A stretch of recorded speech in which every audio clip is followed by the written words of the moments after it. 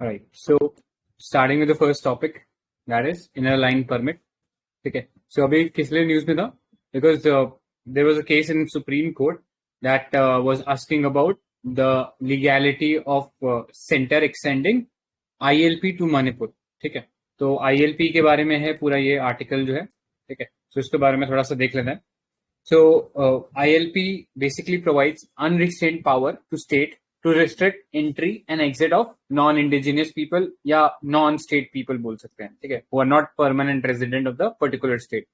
तो ये ILP जो था एक्चुअली PIL में ये चीज बोला गया था कि this violates some fundamental rights which are guaranteed under 14, 15, 19, 21. ठीक है, तो 14, 15 मेरे को पता है इक्वालिटी है. 19 में बात करता है जहां पे हमारे पास फ्रीडम ऑफ मूवमेंट है आर्टिकल 19 के अंदर, एंड आर्टिकल 21 के अंदर हमारे पास फ्रीडम ऑफ लाइफ, लिबर्टी या चॉइसेस है. ठीक है, तो वो इन सब आर्टिकल्स को रेस्ट्रिक्ट करता है. सो ILP के बारे में थोड़ा सा अगर हम हिस्टोरिकल बैकग्राउंड देखें तो ये कॉलोनियल एरा के अंदर ये लॉ लाया गया था, एंड टू प्रमोट या to protect the interest of the British. ठीक है, ताकि इंडियंस उसके अंदर मूव ना कर पाए, वो ना ट्रेड कर पाए, और वो जो ट्रेड है केवल ब्रिटिशर्स के लिए रेस्ट्रिक्ट है. ठीक है, सो ILP is an official travel document that is permitted to basically grant outsider to travel into the particular area for a limited period of time. ठीक है, ऐसा नहीं होता कि एक बार डॉक्यूमेंट बन गया और फिर कभी भी मूव इन और मूव आउट कर सकते हो. एक लिमिटेड पीरियड होता है, उसके बाद आपको लीव करना पड़ता है. ठीक है, सो माइंड यू ILP जो है ये इंडियन सिटीजन जो विजिट कर रहे हैं उन एरिया में उनको रिक्वायर्ड होता है. ठीक है, फॉरेनर्स के लिए एक अलग डॉक्यूमेंट लगता है. ठीक है, सो करंटली ILP के अंदर एरियाज की अगर हम बात करें तो ये आप मैप के थ्रू इस चीज को डिपेक्ट कर सकते हो. ठीक है, ये एरिया जो आप ब्लू में देख रहे हो दिस इज अंडर ILP. तो Arunachal Pradesh, Nagaland and recently Manipur was included, and then Mizoram include कर दिया गया अभी इसमें. सॉरी, मणिपुर अभी रिसेंटली क्या, मणिपुर मिजोरम पहले से था इसमें. तो ये पता होना चाहिए. एंड रीजन क्या था इसको इंक्लूड करने का, बिकॉज ये जो सिटीजनशिप अमेंडमेंट एक्ट जो आया है इसके अंदर हम लोगों ने देखा था कि सेंटर ने एक ये कैवियाट रखा था कि ये CEA जो है ये ऐसे स्टेट जहां पे ILP है या जो 6th शेड्यूल के अंदर आते हैं उनके ऊपर ये नहीं लागू होगा. ठीक है, तो पूरे नॉर्थ ईस्ट को प्रोटेक्ट करना चाह रहे थे वो, तो इसलिए they extended it to Manipur also. ठीक है, तो वो CEA जो है वो डायरेक्टली नहीं इम्प्लीमेंट होगा because of imposition of ILP इन मणिपुर. ठीक है, तो इन स्टेट्स में से अगर हम एक यूनिक चीज देखोगे तो जितने भी 4 स्टेट हैं हमारे पास 6th शेड्यूल के अंदर, असम, मेघालय, त्रिपुरा एंड मिजोरम, तो उसमें केवल मिजोरम ऐसा स्टेट है जहां पे ILP भी है और वो 6th शेड्यूल के अंदर भी है. ठीक है, तो एक थोड़ा सा एक यूनिक फीचर है इसके अंदर. नेक्स्ट, तो फॉरेनर अगर ऐसे एरिया में जाता है तो उसको क्या डॉक्यूमेंट चाहिए होगा, तो they would be required to carry a protected area permit. ठीक है, so this is different from ILP required by Indian citizen to visit those areas. और अभी तक ये जो कॉलोनियल एरा जो रेगुलेशन था उसी से चल रहा है. तो ब्रिटिश पीरियड के अंदर हम वो लोग ये बंगाल ईस्टर्न फ्रंटियर रेगुलेशन कर 1873 करके ये रेगुलेशन लेके आया था, और इसी के थ्रू वर्क करता है ये ILP का जो पूरा परमिट सिस्टम है. ठीक है, तो ये डॉक्यूमेंट कौन देता है, तो ये डॉक्यूमेंट जो वहां की स्टेट गवर्नमेंट देती है. ठीक है, और ये डॉक्यूमेंट इश्यू करने की पावर कौन देता है, तो ये सेंटर इनको पावर देता है. ठीक है, तो ये क्रोनोलॉजी क्लियर होना चाहिए कौन किसको पावर दे रहा है इस सेंस में. ठीक है, सो अब इश्यूज बहुत सारे हम लोगों ने देख लिए, लेकिन इसकी जरूरत भी पड़ी है. ठीक है, इसकी जरूरत भी थी तो वो भी हमें पता होना चाहिए. तो दोनों प्रोज एंड कॉन्स पता होना चाहिए. तो सिग्निफिकेंस क्या है, पहला तो प्रोटेक्ट करता है demographic, culture, political and social integrity of the tribal population. ठीक है, जैसे हम देखते हैं ब्रिटिशर पीरियड के अंदर भी ट्राइबल बहुत सारी अपराइजिंग होती है, एंड ब्रिटिशर्स ऑल्सो रियलाइज कि इनका जो कल्चर है वो काफी डिफरेंट है, तो इनके लिए एक डिफरेंट गवर्नेंस स्ट्रक्चर होना चाहिए. तो उनको इंडिपेंडेंस अपने या एक ऑटोनॉमस पॉलिटी उन लोगों ने ऑफर किया था. तो वही सेम चीज इंडियन मतलब इंडिपेंडेंस के बाद भी हम लोगों ने कंटिन्यू करी है उन लोगों को. ठीक है, next, minimise the likelihood of any unsavoury accident. तो एट टाइम्स क्लैश हो जाता है बिटवीन द ट्राइबल्स और द नॉन नेटिव्स. ठीक है, जैसा असम के अंदर कह सकते हैं 1985 के जो राइट्स हुए थे, ठीक है, यहाँ पे आउटसाइडर्स जो थे, जिनको जनरली ट्राइबल लैंग्वेज में ढीकू बोलते हैं, ठीक है, विच वे जनरली मनी लैंडर्स, तो वो आके जमीन ऑक्यूपाई कर लेते हैं, ठीक है, तो उनके खिलाफ क्लैशेस हो जाते हैं, ठीक है, तो ऐसे क्लैशेस को रिड्यूस कर सकते हैं या कन्फ्लिक्ट्स को रिड्यूस कर सकते हैं। नेक्स्ट, प्रोटेक्ट नेशनल सिक्योरिटी, ठीक है, जब लार्ज स्केल पे ऐसे मूवमेंट होने लग जाता है तो कई बार मोबिलाइजेशन भी होने लग जाता है अलोंग एथनिक लाइंस या अलोंग वो कम्युनिटी लाइंस पे मोबिलाइजेशन होने लग जाता है। एंड पर्टिकुलरली ये बॉर्डर स्टेट है, वहां पे we can not let such accident happen, ठीक है, वहां पे अगर इतना टेंशन रहेगा तो वो इंडिया की नेशनल इंटीग्रिटी के लिए खतरा हो सकता है, ठीक है। Next, allow ILP states to grow economically without any outside intervention. तो वो जैसा हम जवाहरलाल नेहरू का पंचशील का आइडिया था कि ट्राइबल्स को जबरदस्ती इनकॉपरेट नहीं करना है हमें मेन स्ट्रीम में, ठीक है, वो अपने आप से ऑटोनॉमसली और खुद से वो डेवलप करे अपना जो इंटरैक्शन है विद द आउटसाइड वर्ल्ड, ठीक है, तो वो ऑर्गेनिकली ग्रो होना चाहिए, तो वो उस चीज को कहीं ना कहीं फुलफिल करता है ILP का ये जो स्ट्रक्चर है। अब इम्पैक्ट बात कर लेते हैं, क्या क्या इम्पैक्ट हो सकते हैं। तो वही जो पेस्टल अप्रोच है उसी के हिसाब से हम देख सकते हैं। इकोनॉमिक में बांट लो, ठीक है, सोशल में बांट सकते हो, ठीक है, पॉलिटिकल में बांट सकते हो। तो इकोनॉमिक इम्पैक्ट की बात करें तो टूरिज्म इफेक्ट होता है, लोकल इकोनॉमी जो है उसका जो ट्रू पोटेंशियल होता है वहां तक नहीं पहुंच पाता है, ठीक है। नेक्स्ट, स्कोप ऑफ एरर हो सकता है because of human intervention in documents में, जिससे अनकन्वीनियंस हो सकता है विजिटर्स को। फेयर ऑफ मार्जिनलाइजेशन है, ठीक है, ये जो नॉन ट्राइबल जो रहे हैं इन स्टेट्स के अंदर, ठीक है, तो वो बेसिकली उनका ग्रोथ नहीं हो सकता है, या दे वुड बी मार्जिनलाइज, ठीक है, तो एक पॉलिटिकल इश्यू भी क्रिएट हो सकता है लॉन्ग टर्म में, ठीक है। So this was about ILP। इसमें किसी को कुछ ऐड करना है क्या? एनीवन? ठीक है, नेक्स्ट पे चलते हैं। So next we have special category states, special category status, ठीक है। So recently, this special assistance measure was extended to Andhra Pradesh, ठीक है, एंड करता कौन है? तो ये सेंटर करता है।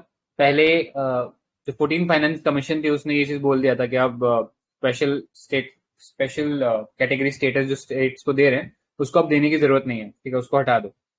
बट अभी हम देख रहे हैं कि स्पेशल कैटेगरी स्टेटस दिया गया, ठीक है, तो थोड़ा सा डिफरेंट है, डिफरेंस पता होना चाहिए दोनों के बीच में, ठीक है। So why was this done? तो ये स्पेशल कैटेगरी का जो स्टेटस है, ये स्पेशल असिस्टेंस मेजर जो है, this was basically given on the recommendation of finance commission and NITI Aayog report, ठीक है। ये जब आंध्र प्रदेश रीऑर्गेनाइजेशन हुआ था, जब आंध्रा एंड तेलंगाना सेपरेट हुए थे, तो उसकी वजह से कुछ फाइनेंशियल बर्डन पड़ा था आंध्रा के ऊपर, क्योंकि जितने भी फाइनेंशियल रिच स्टेट्स एरियाज थे, जैसा हैदराबाद हो गया, ठीक है, उसके आसपास के जो रीजन है वो काफी फाइनेंशियली रिच थे, वो सब तेलंगाना में चले गए, तो इसलिए थोड़ा सा असिस्टेंस की जरूरत पड़ रहा था। एंड ये चीज फाइनेंस कमीशन और नीति आयोग रिपोर्ट ने भी सब्सटैंशिएट करी थी या कोरोबोरेट करी थी। So this would help them, इससे होगा क्या, उनको हेल्प क्या होगा? Repayment of loan, interest for externally aided projects sign and disburse, ठीक है, तो जितने भी जैसा मल्टीलेटरल इंस्टीट्यूशन है, ADB या AIIB या वर्ल्ड बैंक, इनके थ्रू जो भी प्रोजेक्ट चल रहे हैं जैसे पोलावरम वगैरह हो गए, तो उन सब में लोन पे करने में इनको हेल्प मिलेगी। तो स्पेशल कैटेगरी स्टेटस क्या है? ये दिया जाता है by centre to assist in development, ठीक है। अगर आप ये देख सकते हो क्राइटेरिया किस किस के लिए दिया जाता है, तो जनरली हिली या डिफिकल्ट टेरेन वाले जो रीजन है, हमारे हिमालयन स्टेट हो गए या नॉर्थ ईस्टर्न स्टेट हो गए, उनके लिए दिया जाता है। Low population density, sizeable share of top tribal population है, स्ट्रैटेजिक लोकेशन है, यानी अलोंग द बॉर्डर्स वो लाई करते हैं, तो उनको फोकस में रख सकते हैं। इकोनॉमिक या इंफ्रास्ट्रक्चरल बैकवर्डनेस है, and non viable nature of state finances, ठीक है, तो ये क्राइटेरिया था जिसके थ्रू दिया जाता था ये, ठीक है, तो ये पता होना चाहिए क्या क्या क्राइटेरिया थे। नेक्स्ट हम बात करें तो सबसे पहला ही बार जब ये स्टेटस किस स्टेट को दिया गया था, तो जम्मू कश्मीर को दिया गया था on the basis of the 5th finance commission. उसके बाद बाकी स्टेट्स को एक्सटेंड किया गया ओवर द इयर्स, ठीक है। कैटेगोरिकली कॉन्स्टिट्यूशन में ऐसा कोई प्रोविजन नहीं है कि हम किसी को ऐसा स्पेशल कैटेगरी स्टेटस दे, ऑल्दो कॉन्स्टिट्यूशन में ऐसे प्रोविजन है ठीक है, प्रोविजन लाइक अंडर आर्टिकल 371, 371 1 से लेके 371 जे तक हमारे पास 11 स्टेट्स हैं जिनको हम कुछ स्पेशल प्रेफरेंसेस देते हैं, ठीक है, because of their certain socio economic backwardness. तो उसके चलते हम उनको कुछ प्रेफरेंशियल ट्रीटमेंट देते हैं, ठीक है। So it should not be considered against article 14 या 15, ठीक है, ऐसा कुछ नहीं है कि वो अगेंस्ट कॉन्स्टिट्यूशन है। हमारा कॉन्स्टिट्यूशन भी बात करता है कि अगर कोई बैकवर्डनेस है तो उसके लिए अफर्मेटिव एक्शन लिया जा सकता है, ठीक है। So after the formation of 14 Finance Commission, which recommended and which officially recommended to remove the concept of SCS, special category status को remove करने का पूरी तरीके से बोल दिया था, ठीक है, और उसको सिर्फ restrict रखा था to north eastern and hilly states, ठीक है। So ये याद रखना, 14 फाइनेंस कमीशन ने ये चीज बोली थी जिसके बाद ये एक्शन में आया था, ठीक है। सो अब इश्यू क्या हो सकता है, मतलब पहले बेनिफिट्स देख लेते हैं। So central government bears the 90% of the state expenditure on all sponsored scheme. Sponsored scheme क्या होती है, जहां पे सेंटर और स्टेट दोनों फंडिंग कर रहे हैं। 60-40 जनरली रेशियो रहता है, बट जब भी स्पेशल कैटेगरी स्टेटस की बात आती है तो वहां पे जैसे हिली जो स्टेट्स हो गए या नॉर्थ ईस्टर्न स्टेट हो गए, उनके लिए रेशियो 9:10 रहता है। तो वो चीज मिलेगी आंध्र प्रदेश को अब। एक्सटर्नली एडेड जितने भी लोन है, ठीक है, उसके अंदर भी हेल्प मिलेगा। और बाकी जो 10% का भी जो शेयर रहता है जो स्टेट को पे करना पड़ता है, ठीक है, उसके भी लिए भी लोन एक्सटेंड होगा एट 0%, ठीक है। सो एक विन विन सिचुएशन है आंध्रा के लिए या स्पेशल कैटेगरी स्टेट के लिए। नेक्स्ट, जो भी अनस्पेंड मनी होता है that does not lapse. Generally क्या होता है, अगर कुछ पैसा दिया गया है सेंट्रली स्पॉन्सर्ड स्कीम के अंदर, तो जैसे ही फाइनेंशियल ईयर एंड होता है तो लैप्स हो जाता है और लैप्स होके वापस कंसोलिडेटेड फंड में आ जाता है। लेकिन स्पेशल कैटेगरी स्टेट में ऐसा नहीं होगा, उनके पास वो पैसा लैप्स नहीं होगा और उनके अकाउंट में वो पड़ा रहेगा, ठीक है। And status states with SCS are exempted with certain taxes like custom duty, corporate tax, income tax, ठीक है। तो यहाँ के जो लोग हैं उनको ये फायदे मिलते हैं, ठीक है। And 30% of centre's gross budget goes to special category status, ठीक है। And benefit of debt swapping and debt relief schemes, ठीक है। तो ये सारे बेनिफिट्स आंध्रा को या स्पेशल कैटेगरी स्टेट्स को मिल रहे हैं, ठीक है। अपार्ट फ्रॉम दैट, डिफरेंस क्या होता है स्पेशल कैटेगरी स्टेटस में और स्पेशल स्टेटस में, ठीक है। तो कॉन्स्टिट्यूशन में स्पेशल स्टेटस जो है through an act that has to be pass by 2/3 state in the majority of both house, ठीक है। स्पेशल स्टेटस अगर किसी स्टेट को देना है तो, वेर एज अगर किसी को स्पेशल कैटेगरी स्टेटस स्टेट बनाना है, ठीक है, तो उसके लिए कोई एक्ट वगैरह लाने की जरूरत नहीं है। This can be done through grants given by NDC. NDC क्या है, नेशनल डेवलपमेंट काउंसिल, जो पहले प्लानिंग कमीशन के अंडर वर्क कर रहा था, अभी तो लार्जली डिफंक्ट ही है, ठीक है। तो ये पता होना चाहिए, स्पेशल स्टेटस देने के लिए कॉन्स्टिट्यूशनल अमेंडमेंट करना पड़ेगा, एक एक्ट लाना पड़ेगा, लेकिन स्पेशल स्टेटस देने के लिए ऐसा कुछ नहीं करना पड़ेगा, ठीक है। सो दिस वाज इट, इसमें और कुछ नहीं है ऐड करने को। नेक्स्ट, लैकूनास या इश्यू क्या हो सकते हैं, ठीक है। पहला, it could open a Pandora box in the sense कि बाकी स्टेट भी मांग करने लग जाएंगे कि हमें भी ये बेनिफिट्स दो। जैसे बिहार भी पिछले काफी समय से मांग करता रहा है कि उसे स्पेशल कैटेगरी स्टेटस मिलना चाहिए, ठीक है। तो ये एक पेंडोरा बॉक्स खोल देगा। Next, it can create debt sustainability issue, ठीक है, क्योंकि स्टेट्स के ऊपर ज्यादा कोई फाइनेंशियल ऑब्लिगेशन नहीं है, ठीक है, टू फुलफिल डेवलपमेंट रिक्वायरमेंट। उनको सारा पैसा जो है वो सेंटर की तरफ से मिलेगा, तो उसमें डेट सस्टेनेबिलिटी एक इश्यू आ सकता है। एंड अभी रिसेंटली फाइनेंस कमीशन ने बोला ही है कि सब नेशनल बैंकरप्सी हो सकता है, मतलब some states can go bankrupt because of such popular schemes. तो वो एक इश्यू है। इंक्रीज कर सकता है एलोकेशन, ठीक है। अभी हमने ऑल्दो जो 14 फाइनेंस कमीशन थी उसने एलोकेशन इंक्रीज किया था फ्रॉम 32% टू 42%, एंड सेम चीज 15 फाइनेंस कमीशन ने भी करी थी, ठीक है। तो ऑलरेडी हमने इतना फंड एलोकेट कर दिया, तो अब कोई सेंस नहीं बनता स्पेशल कैटेगरी स्टेटस देने का, ठीक है। तो एडिशनल प्रेशर क्रिएट करेगा इस एलोकेशन फंड के ऊपर। नेक्स्ट, कोई अभी कॉन्क्रीट क्राइटेरिया नहीं है या एक कोडिफाइड क्राइटेरिया नहीं है कि कब हम एक स्टेट को स्पेशल कैटेगरी स्टेटस देंगे। तो अपने आप में एक पर्टिनेंट इश्यू रहेगा, ठीक है, आगे आने वाले समय में। अब वे फॉरवर्ड क्या कर सकते हैं, ठीक है, या तो हम लोग क्राइटेरिया फिक्स कर सकते हैं based on some consensus among the state, economic policy हम ऐसे बना सकते हैं, ठीक है, rather than giving special category status हम लोग उनको कुछ और स्टिमुलस दें, ठीक है, तो जैसे रिफॉर्म्स करें, ठीक है, वैसा कुछ कर सकते हैं। एंड लास्टली कैपेसिटी बिल्डिंग करें, ठीक है, तो capacity building not in only in terms of human resources but also in terms of infrastructure development etcetera, ठीक है। So this was about special category status. तो इसमें किसी को कुछ ऐड करना है क्या? नहीं। नेक्स्ट पे चलते हैं। So next is government of national capital territory of Delhi, ठीक है, JNCTD। तो अभी 2021 में पास किया गया था एंड इसके अंदर हमने देखा कि काफी ज्यादा स्वीपिंग पावर जो LG को दे दी गई थी एंड गवर्नमेंट से निकाल दी, ठीक है। तो अभी कोर्ट के अंदर भी चैलेंज हो रखा है ऑल्दो ये। तो एक बार एवोल्यूशन देख लेते हैं कि दिल्ली का गवर्नेंस जो है वो कैसे इवॉल्व हुआ। आगे जाने से पहले कोई बता सकता है कौन से कॉन्स्टिट्यूशनल आर्टिकल के अंदर आता है दिल्ली का एडमिनिस्ट्रेशन, पॉलिटिकल एडमिनिस्ट्रेशन? नहीं, 69 कॉन्स्टिट्यूशनल अमेंडमेंट एक्ट। नहीं, I was asking about the constitutional article 239AA ठीक है, एंड 239 शायद 269। नहीं 239 ही मैम, ये रहा।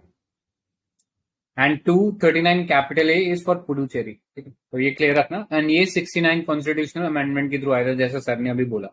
सो initially Delhi was made part of part C, ठीक है, पार्ट सी स्टेट जो थे उसके अंदर दिल्ली को रखा गया था। तो बता सकते हैं ये पार्ट सी, पार्ट ABC ये कौन से एक्ट के अंदर बने थे या कौन से प्लान के अंदर बोला गया था कि हम ऐसा बनाएंगे स्टेट का डिस्ट्रीब्यूशन? मॉडर्न हिस्ट्री का सवाल है। सो कैबिनेट मिशन जो प्लान था उसके अंदर ये चीज बोला गया था कि ऐसे कैटेगराइजेशन करेंगे हम लोग, ठीक है। तो पार्ट सी में था पहले, फिर 1951 में इसको एक लेजिस्लेटिव असेंबली मिली विद एन इलेक्टेड CM, ठीक है। हाउएवर ये जो लेजिस्लेचर है ज्यादा समय चला नहीं। जब स्टेट रीऑर्गेनाइजेशन एक्ट आया 1956 का, Delhi was made a UT जिसका एडमिनिस्ट्रेशन जो था was administered by an administrator appointed by the president, ठीक है। देन 1966 के अंदर दिल्ली एडमिनिस्ट्रेशन एक्ट पास किया गया था जिसके थ्रू यहाँ पे एक मेट्रोपॉलिटन काउंसिल बना था। एंड 1991 के अंदर हम देखते हैं कि 1991 के अंदर हम देखते हैं कि 69 कॉन्स्टिट्यूशनल अमेंडमेंट एक्ट आता है और उसके थ्रू वापस लेजिस्लेचर बनता है दिल्ली के अंदर, ठीक है। तो थोड़ा क्रोनोलॉजी याद रखना कि पहले था इसके अंदर, फिर हटाया गया एंड फिर वापस लेजिस्लेचर को लाया गया, ठीक है। सो अब 1991 के बाद 2021 के अंदर ये नया चेंज आया है, ठीक है, ऑलमोस्ट 30 ईयर्स के बाद। सो इसमें क्या क्या चेंज, मतलब अगर नहीं भी आइडिया ना तो एक बेसिक आइडिया बस इतना सा रखना कि स्वीपिंग पावर जो है इसमें LG को दे दी गई, मतलब LG के पास कंट्रोल बहुत ज्यादा आ गया था, ठीक है। और रीजन क्या रहा था? तो बेसिकली एक केस हुआ था बिटवीन जिसमें पार्टी था गवर्नमेंट ऑफ दिल्ली एंड एक पार्टी थी यूनियन ऑफ इंडिया, ठीक है। तो उसके बीच में जो केस हुआ था उसमें सुप्रीम कोर्ट ने ये जजमेंट दिया था कि 3 जो इश्यूज हैं, ठीक है, पुलिस, लैंड और क्या था, लॉ एंड ऑर्डर। हाँ करेक्ट, हाँ, तो पुलिस, लैंड और वैसे पुलिस तो आ गया, DDA वाला जो था ना, तो वो नहीं था उनके पास, ठीक है। बाकी सब छोड़ के वो गवर्नमेंट ऑफ दिल्ली के अंडर दे दिया था। तो उसको वापस से रिवर्स करने के लिए सेंटर ने ये जो चीज है ये एक्ट जो है ये लागू किया, ठीक है। तो डिफरेंस देख लेते क्या क्या हुआ। पहला मीनिंग चेंज हुआ, जैसा हम जम्मू कश्मीर के रीऑर्गेनाइजेशन एक्ट में देखा था ना कि गवर्नमेंट का मीनिंग थोड़ा सा बदल दिया गया था, वही सेम चीज यहाँ पे भी किया गया। पहले मीनिंग क्या था जो 2018 के जजमेंट में बोला गया था? तो LG would be bound by the aid and advice of the council of minister in matters that are not directly under the control of LG, ठीक है। तो जो मैटर्स उनके कंट्रोल के अंडर नहीं है वहां पर हम देखते हैं कि he was to be bound by the aid and advice of council of minister, ठीक है। बट अभी इन्होंने इस नए एक्ट में क्या किया है, the term the government shall mean legislative assembly shall mean lieutenant governor या ल्यूटेनेंट गवर्नर, ठीक है। तो गवर्नमेंट का जो शब्द है उसका मतलब ही एलजी बना दिया गया है। Next, LG is concurrence on executive order.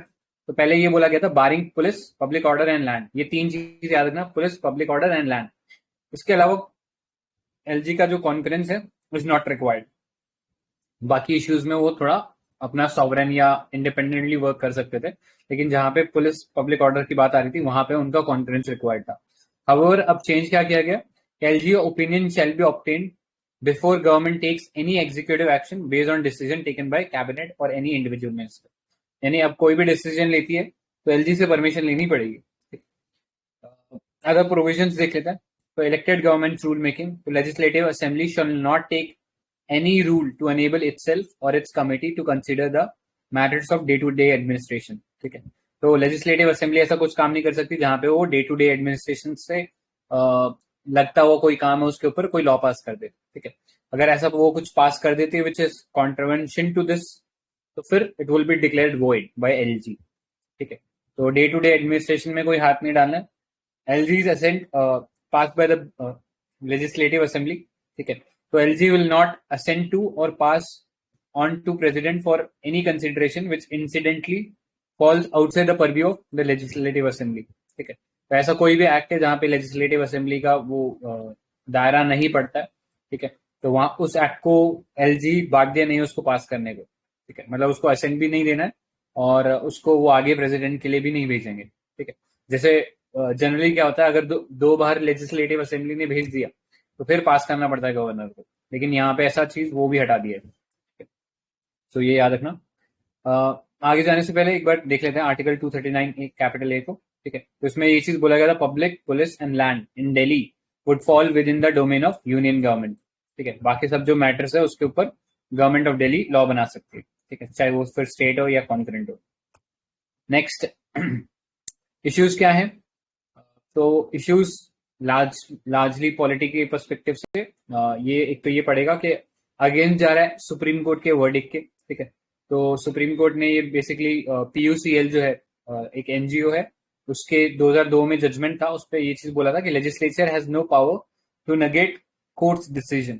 ठीक है, कि यूनियन गवर्नमेंट के पास ऐसा कोई पावर नहीं है, तो उसके अगेंस्ट जा रहा है। ठीक है, तो इंपॉर्टेंट केस है, याद रख सकते हो, बहुत सारे और केसेस में लग सकता है ये।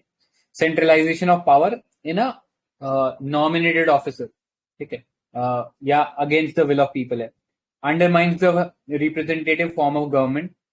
Next, against cooperative federalism, hasty passage of act without due deliberation. ठीक है, ये एक्ट पार्लियामेंट के अंदर बिना कोई डेलिब्रेशन के पास कर दिया गया था, मतलब वो बोलते हैं ना बुलेटिन यूज कर दिया था इसके लिए without any discussion.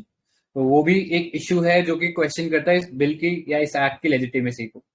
Next, elected governments have to wait for LG's opinion leading to delay in execution. तो हमने देखा है कि इसमें बहुत एक्सट्रीम जो पावर्स है वो एलजी के पास चले गए। तो जो डेमोक्रेटिकली इलेक्टेड गवर्नमेंट है और जो विल ऑफ पीपल जो इम्प्लीमेंट करने के लिए उन्हें लाया गया है, उसको इम्प्लीमेंट करने में उनको डिले होगा। ठीक है, क्योंकि हर चीज के लिए अब उन्हें कंकरेंस चाहिए। सो ये कुछ इश्यूज थे। अब वे फॉरवर्ड क्या है, तो वे फॉरवर्ड वही जनरल चीजें लिखनी है, कंसेंसस बेस्ड अप्रोच होना चाहिए था। ये एक्ट है वो बहुत हेस्टली पास हुआ है, इसको किसी सेलेक्ट कमेटी के पास या ड्यू डिलिब्रेशन करके फिर पास करना चाहिए था। ठीक है, next, mix balance for Delhi.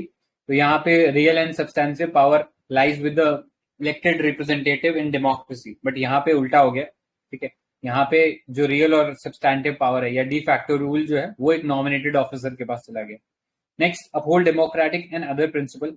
तो वही जो कीवर्ड थे हमारे कि डेमोक्रेसी कैसा होना चाहिए, it should be participative, it should be deliberative, it should be cooperative. ठीक है, वो सब कीवर्ड्स आपको स्प्रिंकल करने हैं अगर इस टाइप का कुछ क्वेश्चन आता है।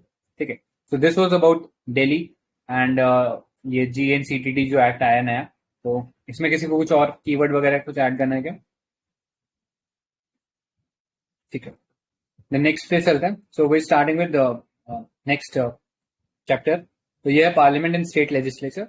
सो पहला आर्टिकल देखते हैं, डिक्लाइनिंग पार्लियामेंट्री प्रोडक्टिविटी। ठीक है, सो इनफैक्ट ये जो 2019 से जो लोकसभा शुरू हुआ है, ठीक है, उसमें ये प्रोडक्टिविटी के ऊपर काफी चर्चा हो रही है। ठीक है, रेडिली पीआरएस और भी जो इंस्टीट्यूशन है वो रेगुलरली निकाल रहे हैं कि कितना कितना प्रोडक्टिव रहे हैं। ठीक है, तो कई लैंडमार्क ऐसे प्रोडक्टिव सेशन भी रहे हैं जो ऑल टाइम हाई रहे थे, बट अभी रिसेंटली जो सेशन हुआ है उसमें प्रोडक्टिविटी लो देखने को मिल रही है, ठीक है। So the winter session of the parliament adjourn with Lok Sabha productivity at 82% and Rajya Sabha at 48%, ठीक है। अभी रिसेंटली भी हम देख रहे हैं कि पिछले 2-3 दिन से जो सेशन चल रहे हैं पार्लियामेंट में उसमें काफी ज्यादा हंगामा हो रहा है, जिसकी वजह से सेशन बार बार स्थगित हो जाता है, that in turn affects the productivity of the parliament, ठीक है। सो रिसेंट इंस्टेंसेस बोल सकते हैं जिसकी वजह से रिड्यूस हुआ प्रोडक्टिविटी। पहला स्क्रूटनी है, तो अगर आप बजट सेशन की बात करो पर्टिकुलरली, जो कि एक बहुत इंपॉर्टेंट सेशन होता है जहाँ पे बजट और ग्रांट सिनेट और ये सब चीजें जो है पास होती हैं, तो उसके अंदर हमने देखा कि 13 bills were introduce and not even one of them were referred to a parliamentary committee for examination. तो अभी जो हमने GNCTD एक्ट जो पढ़ा था दिल्ली के रिगार्डिंग, वो भी इसी दौरान ही पास हुआ था विदाउट एनी डिलिब्रेशन, सीधा बुलेटिन यूज कर दिया, ठीक है। तो आप यहाँ पे ये भी चीज लिख सकते हो, एब्सेंस ऑफ स्क्रूटिनी है, इंक्लिनेशन टुवर्ड्स बुलेटिन, ठीक है। Next, declining trend in referring bills to the parliament committee, ठीक है। तो ये फैक्ट काफी इंपॉर्टेंट है। इसमें ये देख लेना कि 16 जो लोकसभा थी उसमें एटलीस्ट 27% वर सेंड टू क्या बोलते हैं सिलेक्ट कमिटीज या जॉइंट पार्लियामेंट्री कमिटीज, ठीक है, उन सबको सेंड किए गए थे। लेकिन यहाँ पर 2019 से अभी तक प्रेजेंट में केवल 11% भेजे गए हैं, ठीक है। तो विच इज शोइंग के डिक्लाइन हो रहा है ट्रेंड में इन स्क्रूटनी।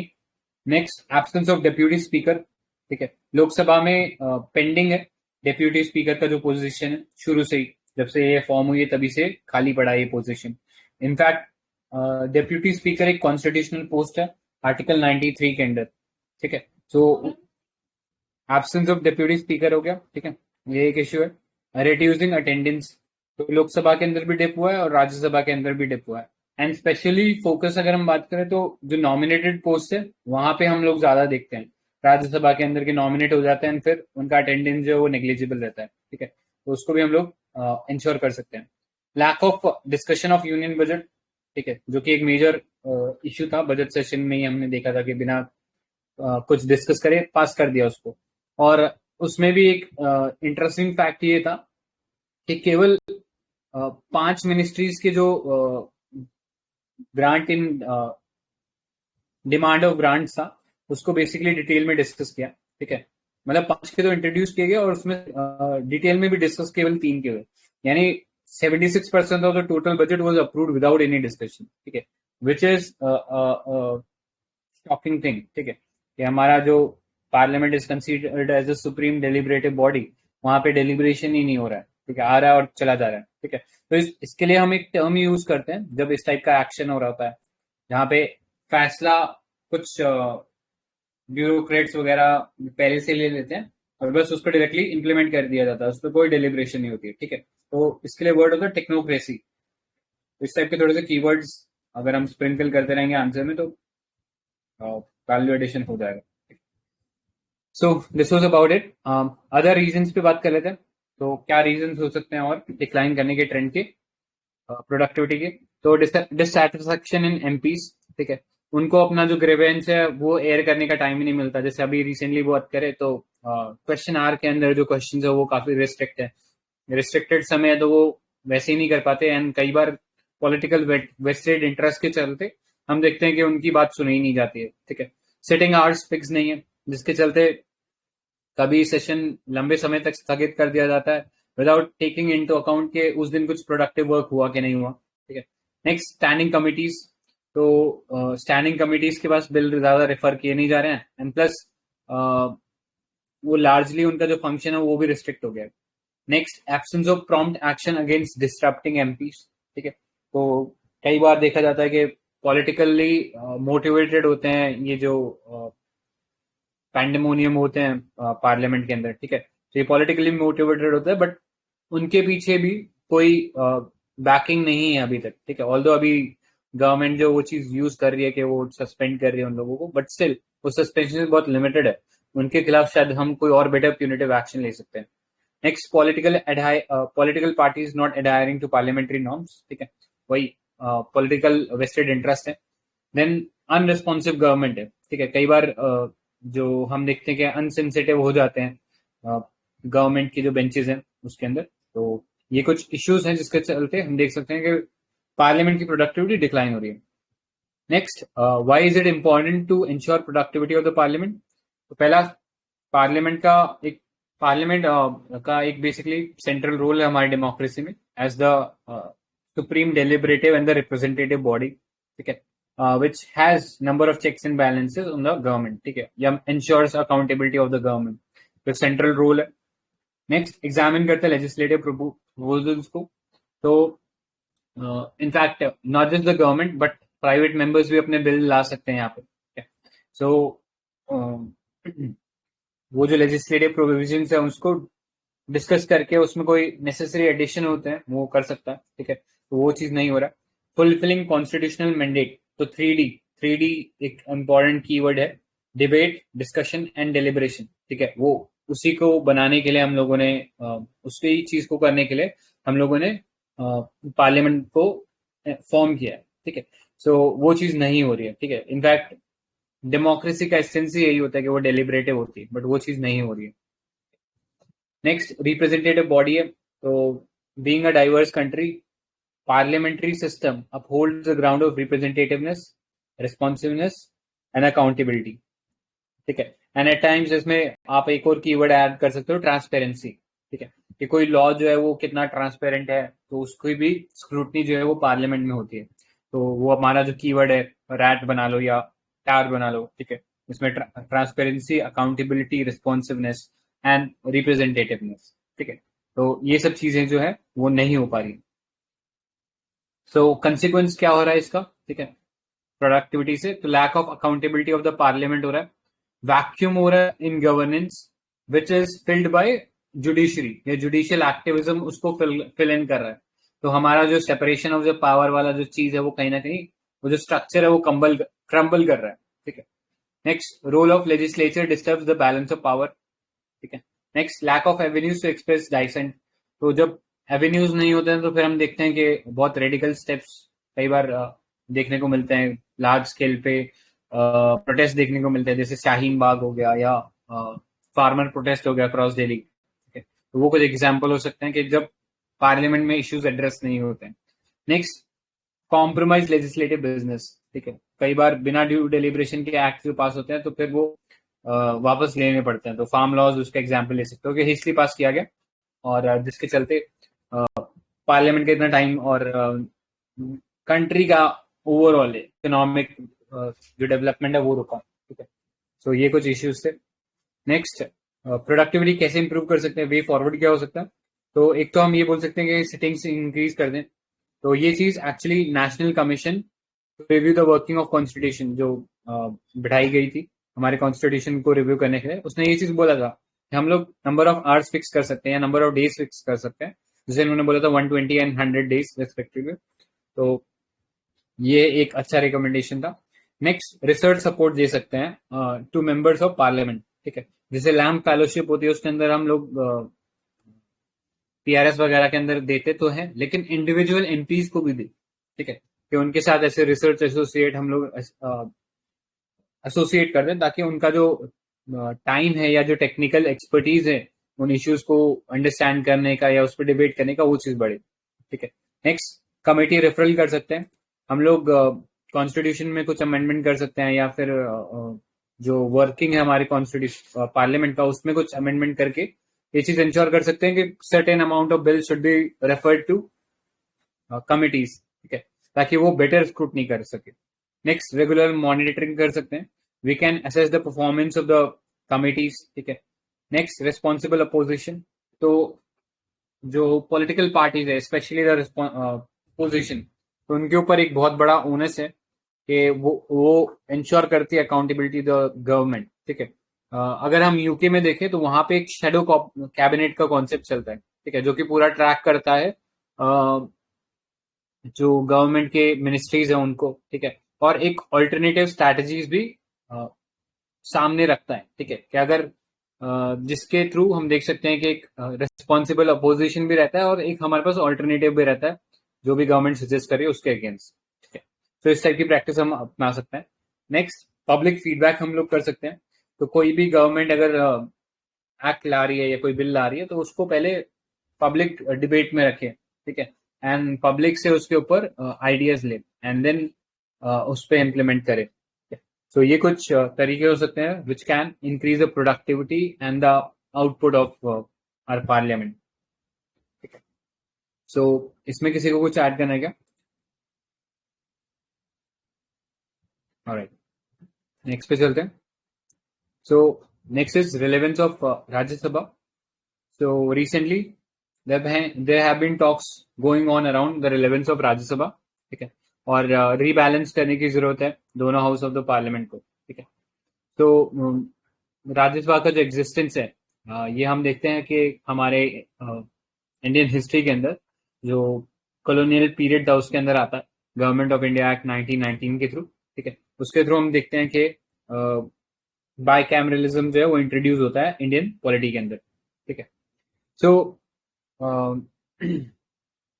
जो इनिशियली जो गवर्नमेंट ऑफ इंडिया एक्ट 1993 के थ्रू जो हमने बाइकैमरल इंस्टीट्यूशन बनाया था, उसमें ये जो काउंसिल ऑफ स्टेट था this comprise of nominated members, ठीक है।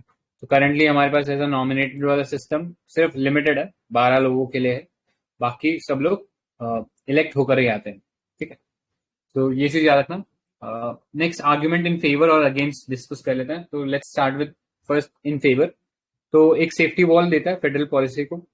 Rajya Sabha institutionalise the federal principle of power sharing, ठीक है, बिटवीन सेंटर एंड स्टेट, और स्टेट्स के जो प्रोविजंस है उसको या स्टेट के जो एस्पिरेशंस हैं उनको रिप्रेजेंट करने का एक प्लेटफॉर्म है।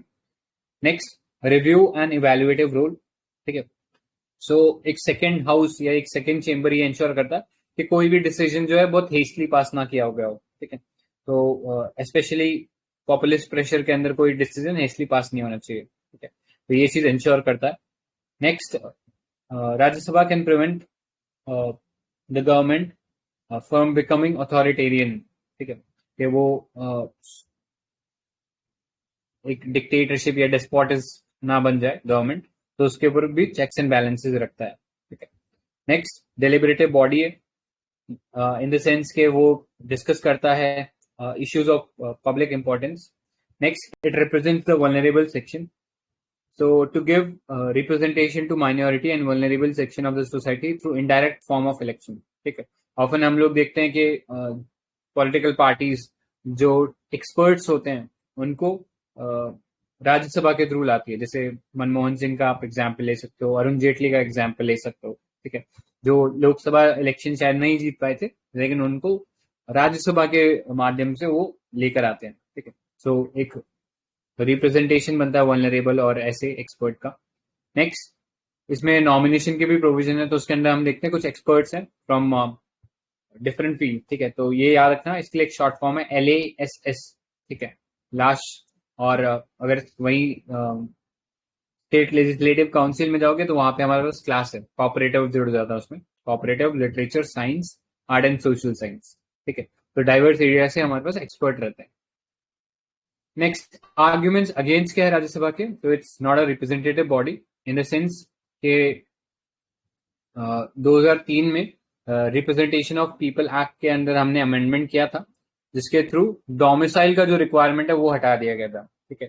तो हम बोल रहे हैं कि राज्यसभा जो है वो स्टेट के डिमांड्स को रखती है, लेकिन ऐसा नहीं है इन द सेंस कि यहाँ पर अब स्टेट के आउटसाइड भी जो लोग हैं उनको भी अपॉइंट किया जा सकता है, ठीक है। So in that sense it's not a representative body. Next, low attendance है, जो नॉमिनेटेड मेंबर्स होते हैं वो आते नहीं है, ठीक है, वो एक इश्यू है। नेक्स्ट, डिलेड लेजिस्लेशन, तो एक सेकेंड हाउस का होना अपने आप में ही उससे रिलेटेड जो मूवमेंट है बिल का उसको डिले करते हैं, ठीक है। तो एग्जीक्यूशन में उन एक्ट्स का या उन बिल्स का इम्प्लीमेंटेशन में बहुत टाइम लग जाता है। नेक्स्ट, डिक्रीज प्रोडक्टिविटी, तो हम कई बार देखते हैं, जैसे अभी भी हमने फैक्ट देखा, तो as compare to Lok Sabha Rajya Sabha में ज्यादा डिस्ट्रप्शन था, बट वो टाइम टू टाइम चेंज होता रहता है। बट वी कैन लार्जली से फ्रीक्वेंट डिस्ट्रप्शन होते हैं जिसके चलते डिक्रीज प्रोडक्टिविटी है। नेक्स्ट, बाईपासिंग राज्यसभा, तो फ्रीक्वेंटली लोकसभा के अंदर जो स्पीकर होते हैं वो जनरली बहुत सारे तरीके का फायदा लेते हैं, जैसे मनी बिल डिक्लेयर कर दें, जैसे आधार एक्ट को, आधार जो बिल था उसको मनी बिल डिक्लेयर करके राज्यसभा की स्क्रूटिनी से बचा लिया था। तो ऐसे कई बार मनी बिल का रास्ता लिया जाता है so as to bypass Rajya Sabha. So these were the argument against Rajya Sabha. Now what we do is एक तो एक रिप्रेजेंटेशन दे, ठीक है, ऐसा सिस्टम बनाए जिसके अंदर जो फेडरल एस्पिरेशन है वो एक्चुअली इन द एसेंस या सब्सटैंटिव वे में रिप्रेजेंट हो, ठीक है।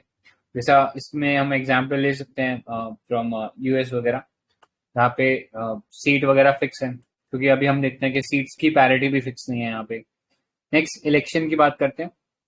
सो Rajya Sabha election can be directly held like Lok Sabha, ठीक है।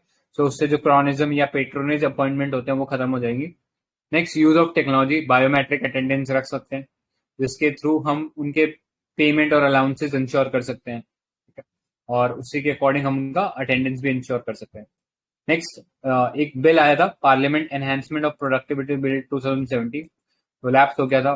तो वैसे ही हम कुछ बिल और ला सकते हैं जिसके अंदर हम ये बोल सके कि एक लीगल फ्रेमवर्क हो minimum number of days meet करने का। स्पेशल सेशन हम लोग कर सकते हैं, उसके बारे में भी जिक्र हो कि कब करना चाहिए स्पेशल सेशन, और कंपनसेशन कर सकते हैं for hours where time was unutilised due to disruption. And lastly improve कर सकते हैं नॉमिनेशन, तो हम उसमें भी इंश्योर कर सकते हैं कि पॉलिटिकल पेट्रोनेज ना मिले, किसी कमेटी के थ्रू हम लोग वो एक्सपर्ट्स को लेके आए। So this was about Rajya Sabha. इसमें किसी को ऐड करना है क्या? ऑलराइट, नेक्स्ट पे चलते हैं। पब्लिक अकाउंट कमेटी, तो अभी ये सेंटिनल सेलिब्रेशन चल रहा है इसका। सेंटिनल मतलब 100 डेज, तो मेंस के पर्सपेक्टिव से इम्पोर्टेंट है, ठीक है। सो इम्पोर्टेंस क्या है पीएसी का? तो पीएसी एक तो मेंटेन करता है high standards of public morality in financial matters, government के ऊपर एक अकाउंटेबिलिटी इंश्योर करता है जो एक्सपेंडिचर जिसके लिए परमिशन ली गई थी पार्लियामेंट से वो जुडिशियली यूज हुआ कि नहीं हुआ। Next provide valuable information and feedback regarding spending, ठीक है। सो पब्लिक अकाउंट्स कमेटी आई कब थी? तो ये अगेन जो गवर्नमेंट ऑफ इंडिया एक्ट 1919 का था, जिसको मॉन्टेगू चेम्सफोर्ड रिफॉर्म नाम से भी जानते हैं हम लोग, उसके अंदर हम देखते हैं कि पब्लिक अकाउंट्स कमेटी का गठन हुआ था, ठीक है। So the speaker is empowered to appoint the chairman of the committee, ठीक है, and this committee is constituted each year, मतलब इसका टेन्योर 1 साल का ही होता है, ठीक है। एंड स्क्रूटिनाइज क्या क्या करता है ये? तो दिस इट स्क्रूटिनाइज जो अप्रोप्रिएशन बिल जो था, ठीक है, उसको स्क्रूटिनाइज करता है, अप्रोप्रिएशन अकाउंट, फाइनेंस अकाउंट्स को स्क्रूटिनाइज करता है, ठीक है, and any accounts laid before parliament as the committee में डीम फिट, ठीक है। तो इन सब अकाउंट्स को स्क्रूटिनाइज करता है। But mind you public undertakings जो है उसके लिए हमारे पास एक अलग कमेटी है, तो उसको पब्लिक अंडरटेकिंग्स अगर वो इसके अंदर आ रही है कमेटी ऑन अंडरटेकिंग्स की, तो उसको स्क्रूटिनाइज नहीं करेगा। अगर कोई ऐसा पीएसयू नया बनता है जो इसके अंदर नहीं है और प्रेसिडेंट बोलते हैं कि हाँ ये इसके अंदर पब्लिक अकाउंट्स कमेटी कर सकती है, तो then it can do it, ठीक है। सो मेजर फंक्शन क्या है? तो स्क्रूटनी करना है अकाउंट्स का, अप्रोप्रिएशन अकाउंट्स और रिपोर्ट ऑफ कैग इसको स्क्रूटिनाइज करती है। उसके अंदर भी अगर हम स्पेसिफिकली बात करें तो income, expenditure of state corporation, trading and manufacturing of schemes and projects and autonomous and semi autonomous bodies, तो इनका जो भी फाइनेंशियल वर्किंग था उसको स्क्रूटिनाइज करती है। लेकिन जो डे टू डे फंक्शनिंग है उसके ऊपर इसका कोई बेयरिंग नहीं है, ठीक है, उसके ऊपर इसका कोई राइट नहीं। Next regularisation of expenditure by satisfying itself, जिसमें ये पता लगता है कि amount shown in the account has been disbursed legally was available for, ठीक है। अगर किसी स्कीम के अंदर पैसा यूज किया गया तो उसके लिए पहले प्रॉपर एप्रोप्रिएशन बिल के अंदर पैसा निकाला गया था और जिस पर्पस के लिए बोला गया था उस पर्पस के लिए क्या उसे यूज किया गया। Next expenditure conforms with authority which governs it, specific जो अथॉरिटी थी क्या उसने वो पैसा खर्च किया। एंड अगर कोई रीअप्रोप्रिएशन किया गया तो उसके लिए भी परमिशन लेनी पड़ती है, ठीक है। तो इनफैक्ट हम पढ़ते हैं एक एक्सेस ग्रांट होता है, ठीक है, जिसके लिए पैसा लेट्स से किसी सर्विस के लिए पैसा यूज किया गया एंड वो पैसा उस सर्विस के लिए जितना प्रिस्क्राइब था उससे ज्यादा पैसा लग गया, तो उसके अंदर भी पब्लिक अकाउंट कमेटी से स्क्रूटिनाइज कराना पड़ेगा उस पैसे को, तभी वो पीएसी के अंडर आएगा। ऑलराइट, सो ये था इसके अंदर याद रखने लायक। नेक्स्ट अदर मैटर्स, तो इसमें रिपोर्ट ऑफ कैग जो है उसको भी स्क्रूटिनाइज करता है, and discuss points of physical discipline and principle. ठीक है, तो ये थे फंक्शंस पीएससी के। लेकिन अब देख लेते हैं इश्यू क्या है इसके साथ। तो लैक ऑफ टेक्निकल एक्सपर्टीज है which hinders PSC examination. Next, delay in preparation. तो कई बार कैग जो है वो बहुत समय लगा देता है ये सब रिपोर्ट देने में। ठीक है, तो ओवरऑल इसके जो अकाउंटेबिलिटी जो फीचर है वो भी हार्म होता है। नेक्स्ट, पीएससी के जो फाइंडिंग्स है ये सिर्फ रिकमेंडेशन है, these are not binding on the government. ठीक है, तो इसलिए भी कोई इफेक्टिव अकाउंटेबिलिटी इंश्योर नहीं कर पाता। एग्जामिनिंग ऑफिसर्स जो हैं were currently holding a charge are not those who had taken the decision. ठीक है, तो जनरली जब तक रिपोर्ट बनकर इनके हाथ में आता है तब तक कैग के जो ऑफिसर्स होते हैं वो चेंज हो जाते हैं, या पब्लिक अकाउंट्स कमेटी के जो लोग वो चेंज हो जाते हैं, तो एक कॉन्टिन्यूटी नहीं है। तो मे बी इसका टेन्योर हम लोग बढ़ा सकते हैं। No dedicated time slot in parliament for discussion of PSC report, वो एक इश्यू है। And very low proactive interest from the bureaucracy. ठीक है, क्योंकि उनके अंदर से भी कोई मोटिवेशन नहीं है कि अगर वो आके यहाँ पे काम कर रहे हैं तो जनरली हम देखते हैं कि वो भी प्रोएक्टिवली काम नहीं करते इसमें। ठीक है, तो ये थे इश्यूज। नेक्स्ट, अब स्ट्रेंथन कैसे कर सकते हैं हम लोग इसको। तो we can strengthen it by creating a better relationship between CAG and PSC. ठीक है, जैसे कैग की जो रिपोर्ट है उसको मोर करंट कर सकते हैं या उसको स्ट्रीमलाइन कर सकते हैं पूरे प्रोसीजर को, जिससे जो भी रिपोर्ट है वो क्विकली पीएससी के पास आ जाए। ठीक है, वाइडर एम्बिट कर सकते हैं कि पीएससी सुओम हो तो कॉग्निजेंस ले सके पब्लिक इश्यूज का या गवर्नमेंट फ्लैगशिप स्कीम का, या ऐसा कोई रॉन्ग डूइंग जो मीडिया के थ्रू उनकी नजर में आता है। ठीक है, तो वो वाइडर कर सकते हैं उनका एम्बिट। नेक्स्ट, डिस्कशन कर सकते हैं। We can fix a time slot जब पार्लियामेंट के अंदर इनकी रिकमेंडेशन के ऊपर डिस्कशन होगा। And finding of the public जो पीएससी है उसकी रिपोर्ट को फाइनल करने से पहले उसको एक पब्लिक रिएक्शन के लिए रख देना चाहिए, तो पब्लिक उस पर रिकमेंडेशन दे सके, तो ओवरऑल जो डेलिब्रेटिव फंक्शन है वो इम्प्रूव होगा। Next, we can also make recommendation of PSC binding on the government. And lastly, we can take help from external experts. ठीक है, so these are some of the issues, some of the way forward that we can take to ensure increased productivity and accountability of public accounts committee. So इसमें किसी को कुछ add करना है क्या? Alright, next देखते हैं डेप्यूटी स्पीकर ऑफ लोकसभा। तो this would be the last article of today.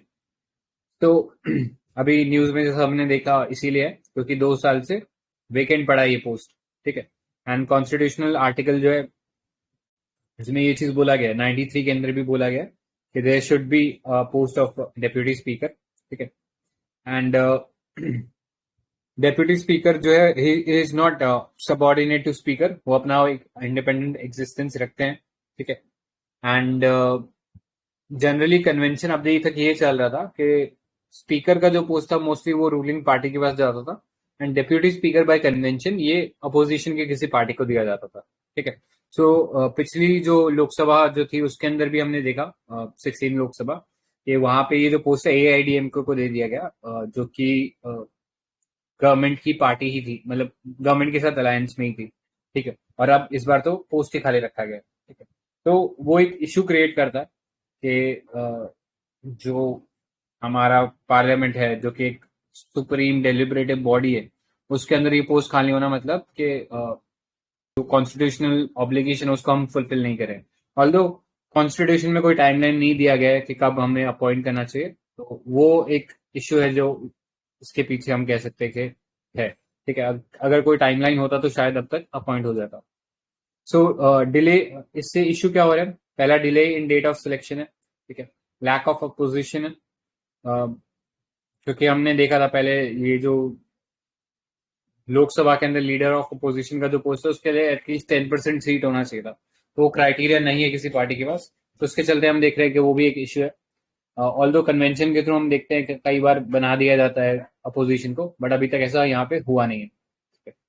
So conclusion क्या है? The vacancy in the post of deputy speaker not only affects the functionality of Lok Sabha but also symbolically dents the importance of parliamentary democracy. Okay. So in this context, it is pertinent the post of deputy speaker to be filled earliest. ठीक है, तो अभी ये जो case है ये अभी under hearing है दिल्ली हाई कोर्ट के अंदर। ठीक है, जब फैसला आएगा तब देखते हैं, बट अभी तक इस पे ऐसा कोई फैसला आया नहीं है। So that's about deputy speaker, and that's it for the day. So thank you guys for joining.